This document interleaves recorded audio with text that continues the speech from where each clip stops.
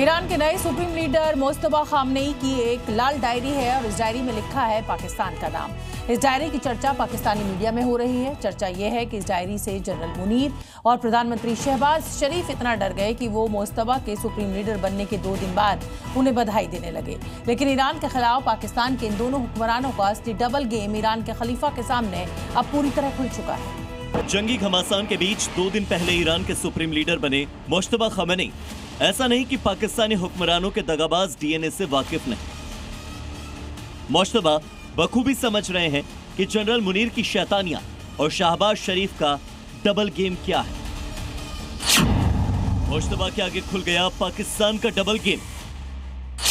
Gaza सेना से हॉर्म्यूज में पाकिस्तान के नेवी प्लान तक।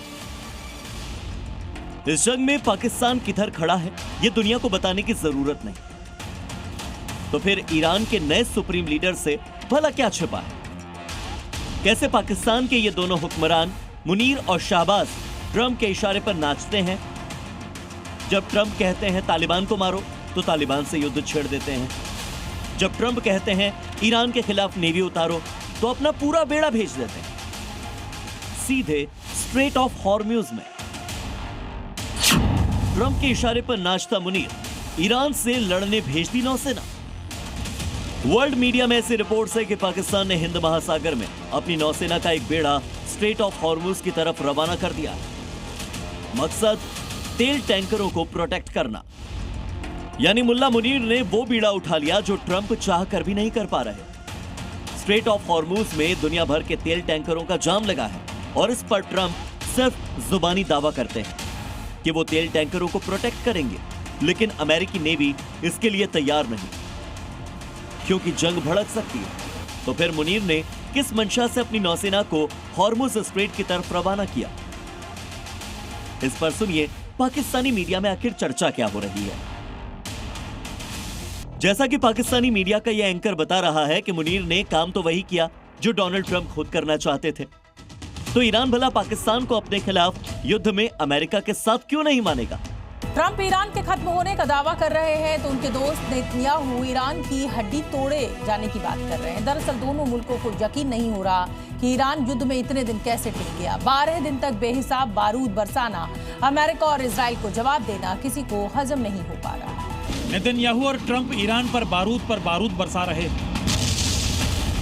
ईरान के सीने को घातक हथियारों से छलनी कर रहे हैं। ईरान के शहर तबाह हो रहे हैं।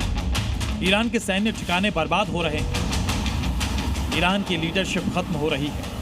तो जंग के 12वें दिन इजराइल के पीएम नेतन्याहू ने ईरान पर हड्डी तोड़ प्रहार किया है। ईरान को धमकाते हुए नेतन्याहू ने 2 टूक कहा, अब तक हुई कार्रवाई से हम उनकी हड्डियां तोड़ रहे हैं और हम अभी खत्म नहीं हुए हैं। अमेरिका और इजराइल का मकसद ईरान में सत्ता को खत्म करना था। इसी के लिए ट्रंप और नेतन्याहू ने मिलकर ईरान पर हमला किया, वहां की लीडरशिप को खत्म किया और ईरान की जनता को सत्ता के खिलाफ खड़ा किया। एक बार फिर पीएम नेतन्याहू ने वही दांव चला। ईरान में परिवर्तन की बात दोहराई है। ईरान की जनता से अपील की है कि वो वहाँ की रिजीम के खिलाफ सड़कों पर उतरे, नए रिजीम के लिए लड़ाई लड़े।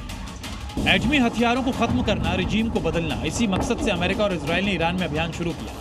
पहले दिन से ही नेतन्याहू और ट्रंप ईरान में परिवर्तन का सपना देख रहे हैं, तो ईरान के विदेश मंत्री उनके सपनों पर पानी फेर रहे हैं। अब्बास अराक्ची ने 2 टूक कहा कि कामयाबी नहीं मिलेगी। महायुद्ध के 12वें दिन ईरान ने दावा किया है कि उसने इजराइल के अलग अलग शहरों के साथ साथ अमेरिकी ठिकानों पर बड़ा हमला किया है। हमले के साथ ईरान ने ये संदेश दिया है कि युद्ध में असली खेल अभी बाकी है, लेकिन इससे ठीक पहले अमेरिकी राष्ट्रपति ने संकेत दिया कि वो ईरान को बख्शने के मूड में नहीं है। इजराइल और अमेरिका के ठिकानों पर ईरान का ये हमला ऑपरेशन टू प्रॉमिस 4 की 37वीं लहर का ऐलान है। ईरान का दावा है कि पिछले 12 दिनों में इजराइल और अमेरिकी बेस पर सबसे भीषण हमला हुआ। IRGC के मुताबिक इस नई लहर में सिर्फ इजरायली सैन्य ठिकानों को ही निशाना नहीं बनाया गया, बल्कि पूरे क्षेत्र में अमेरिका से जुड़े ठिकानों को भी निशाना बनाया गया। IRGC का दावा है कि इस ऑपरेशन में तेल अवीव और इजराइल के दूसरे शहरों के साथ साथ अमेरिका से जुड़े ठिकानों पर भी हमले हुए। इसमें अमेरिकी 5वें बेड़े का मुख्यालय और एरबिल के ठिकाने भी शामिल है। दरअसल ईरान का ये पलटवार उसके खिलाफ अमेरिका और इजराइल के साझा हमलों का जवाब है। अमेरिका और इजराइल लगातार ईरान के बुनियादी ढांचों को निशाना बना रखे हैं। IRGC का ये लेटेस्ट अटैक उसके दुश्मनों को संदेश है, यानी ईरान अपने मिसाइल हमलों की तीव्रता को बढ़ाना जारी रखेगा। वो ना तो डरा है और ना ही उसके हथियारों का भंडार खत्म हुआ है। अब सवाल ये उठ रहा है कि युद्ध को लेकर ट्रंप का बयान कितना वजनदार है। ट्रंप कह चुके हैं युद्ध बस खत्म होने वाला है। ट्रंप के बयान के बाद ईरान का यह हमला ट्रंप को जवाब तो नहीं, क्या ये माना जाए कि जंग में असली खेल अभी बाकी है? ब्यूरो रिपोर्ट, जी मीडिया।